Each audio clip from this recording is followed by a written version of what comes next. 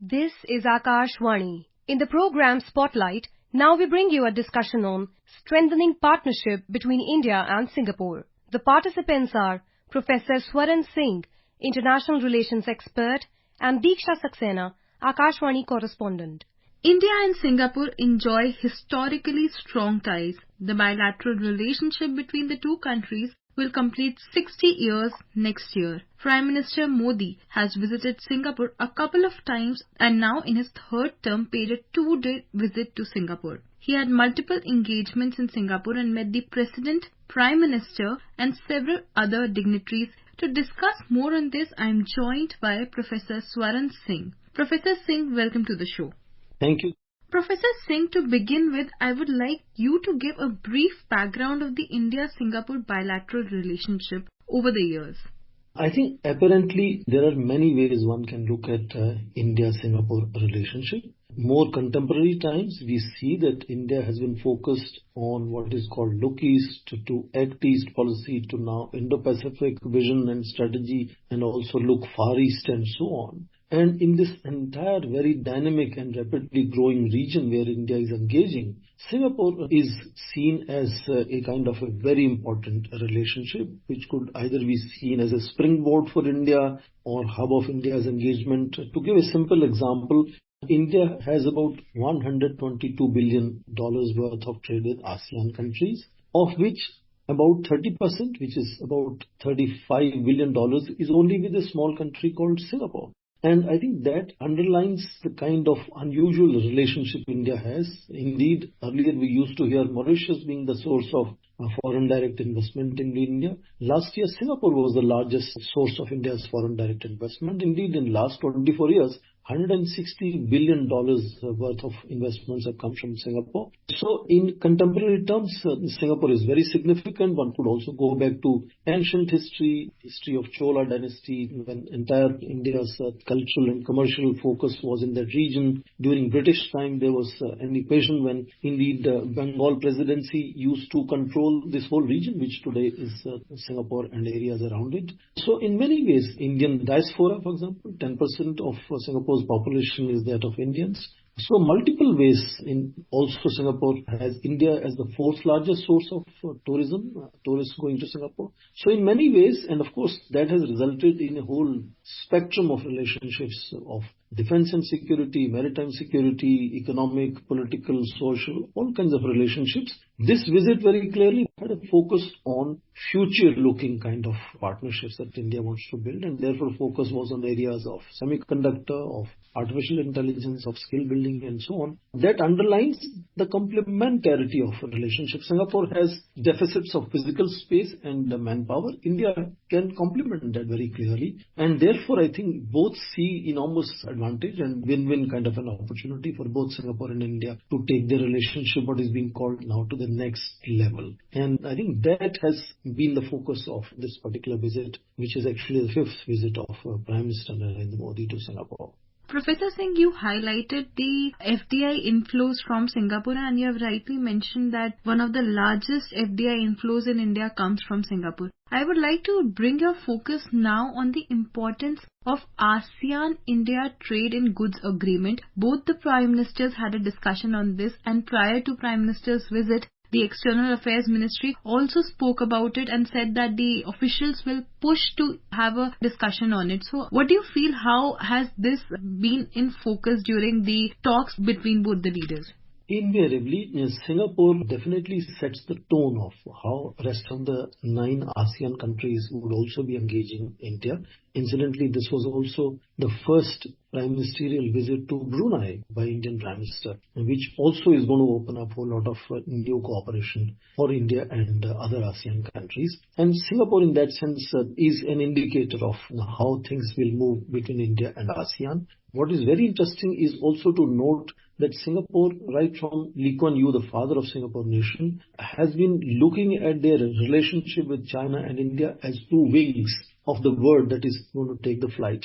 And Singapore has maintained great balance in engaging both China and India. For example, China's trade with Singapore is about $75 billion. India's trade with Singapore is about $35 billion, which is little more than half of China's. But if you look at China's trade with ASEAN nations and India's trade with ASEAN nations, the picture is very different. India has about $122 billion of trade with ASEAN nations. China has now $911 billion of. So in that sense, not just in terms of having a strong relationship, but also ensuring balanced relationship that Singapore has demonstrated, as it looks at India as a very important counterbalance to China becoming inordinately influential in that region. And that message clearly goes to other ASEAN nations also. For example, not just balance, but also in regional stability. Now there are the situation in Myanmar, in India's neighborhood, more recently in Bangladesh.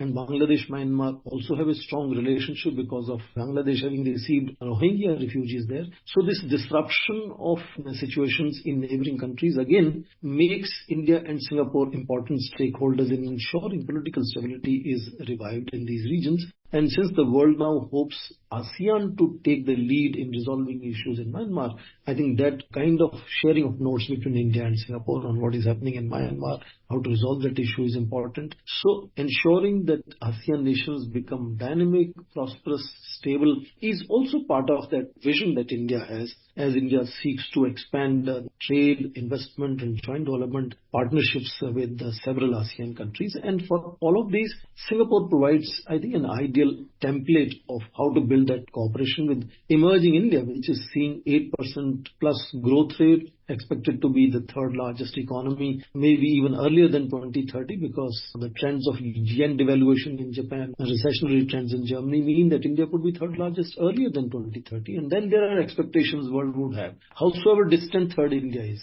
So in that sense, India's responsibilities in building economic partnerships becomes rather nuanced in not just ensuring just the bilateral trade and investments, but also ensuring that political stability and growth rates in these countries also continue to be robust so that they can build important partnerships with India. And in that context, Singapore, I think, is a very good example of political stability. And that's why media was mentioning Indian Prime Minister meeting 3 generations of leaders in Singapore. And this was important also because Lawrence Wong, the Prime Minister of Singapore, has just taken over as Prime Minister. And Indian Prime Minister likes to build those personal bonds with world leaders wherever he is. And in many ways, therefore, I think this is a kind of a larger picture which is to be kept in mind when specific areas of partnerships are built with specific countries. And that was, I think, clearly the tone of all the negotiations and outcomes that we see now that happened in Singapore visit of Indian Prime Minister. Professor Singh, your explanation was very lucid. I would now like to draw your attention to India and Singapore's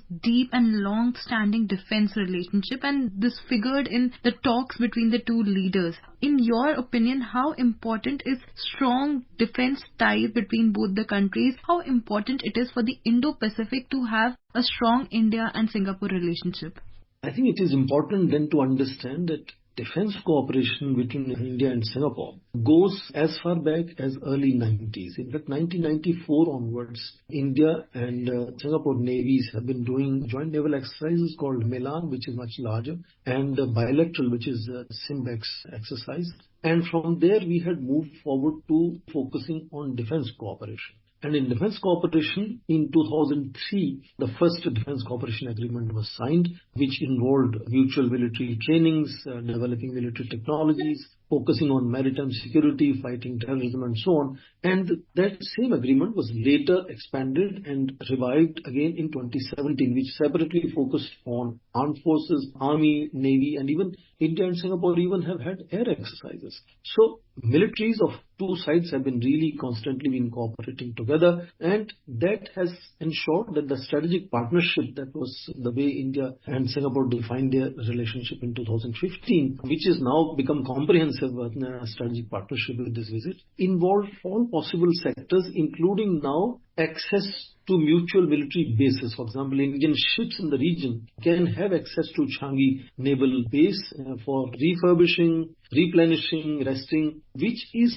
reflection of enormous mutual confidence that two militaries have showcased. And what is most important now is the focus on also joint research and development, which is, I think, very interesting new part of the bilateral relationship between India and Singapore. Interestingly, Prime Minister's visit had a special focus on the semiconductor industry. And I would also like to mention that both the countries have signed 4 MOUs, which include semiconductor, digital technology, skill development and health. So first of all, I would like you to talk about the semiconductor, because Singapore plays an important role in global semiconductor market. How will Singapore help in India's semiconductor mission? In all modern technologies that we are either using on everyday basis or technologies that are meant to produce these technologies, the heavy machines and so on, all of them are increasingly becoming independent and require semiconductor chips. And therefore that has become a very critical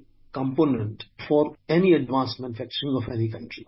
Second, is also important to understand that India has been lately staking claims to emerge as one of the significant producing country for semiconductor chips in that sense. And India is trying with various countries and companies how that cooperation can lead India to become one of the substantial country to produce semiconductor chips, which India also needs, of course. Now, when it comes to Singapore, 10% of global exports of semiconductor chips come from Singapore. Of the 15 top countries in the world involved in production of semiconductor chips, 9 of them have presence in Singapore. So Singapore, when it comes to semiconductors, can be a very useful partner, whether it is in terms of skill development or it is providing in terms of components to the building of chips or supporting best practices and how to manufacture these things on the ground. All lot of areas, even in semiconductor manufacturing of chips, would involve India-Singapore cooperation, which obviously is complementary because Singapore has manpower and land deficit, which India can complement.